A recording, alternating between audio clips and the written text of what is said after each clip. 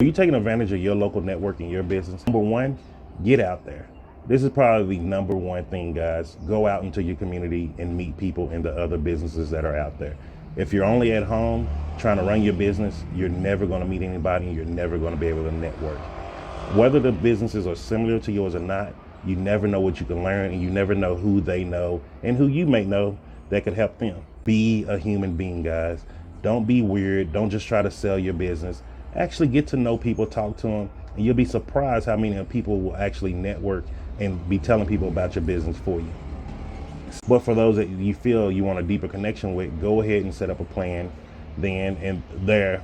And one of the things I even do here in Columbia, I like to go to a little coffee shop where a lot of us meet up, talk about things, ways to network, also things with the VA, stuff like that. A lot of sort of disabled veterans. It's the little things you do, and sometimes you'll be surprised how far that gets you.